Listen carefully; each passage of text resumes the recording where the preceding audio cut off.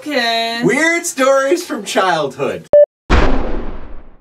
When I was younger, I had somebody, and I think I just misheard someone when they were talking about taste buds, and I heard them say taste bugs. And so for the longest time, I believed that there was like 2 bees in your throat, and they had like a wire attached to their antenna, and as you would eat stuff would go down, and they would taste it, and then it would send a signal to your brain by them wiggling or something like that, and that's how you tasted food.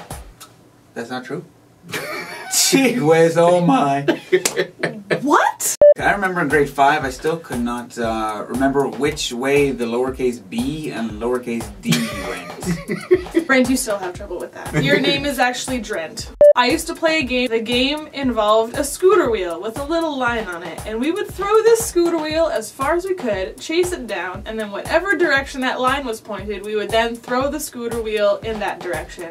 And we would play it until it eventually went back into her garage. Okay. Party. I had one of those over-the-shoulder cameras. Oh yeah. But we would always make horror films that would turn into comedies. I remember one where we had used a computer. It was an Apple II GS. Yeah, what's up? And we used a printer, and so we put it in, something was printing, and we had these goggles kind of come out of the printer, and the people would put on the goggles, and when they would look at you, you would turn into a stuffed animal. I used to make movies because I thought it was the coolest thing when you could get people to disappear. Thank God. Hi. Like that. Make Brent disappear. Okay. Okay, I remember one time when let's just It's say not working! my brother and I would play in puddles. I don't know why my mom thought it was a good idea, but she gave us an old blender cup to play with. Well, no, I had it. My brother wanted it. I didn't give it to him. He cracked my head open, smashed it right on my head. My white Mickey Mouse shirt was then pink, so it was almost like a horror movie. I had to get stitches and, oh yeah, common sense evaporated out too, so that makes a lot of sense. That And explains then of course my so mom much. is like, what went on?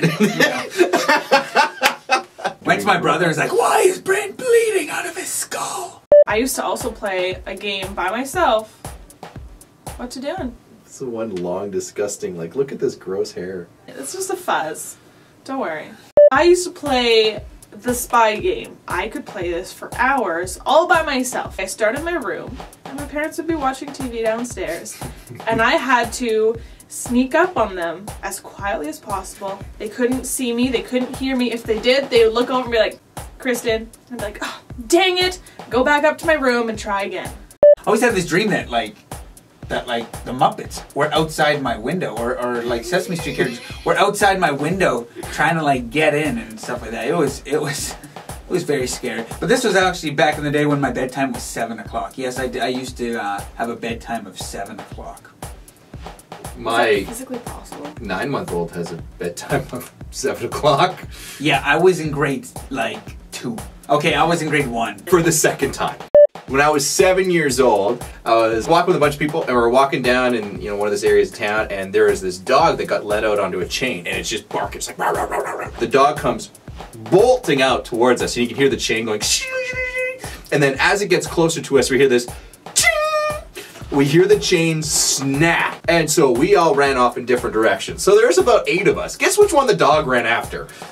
Wait, Me. Was this part of your horror movies? No, this was true. And so the dog chased me down, and it bit me on the inner thigh, and I still have a scar there to this day. Don't show it. No, that'd be a little awkward. And I punched it in the skull, and I ran out to one of those ditches where they would have all the water, and I jumped in there, and then it ran after somebody else and bit him in the ankle or whatever. But, long story short, this dog was half wolf and had rabies.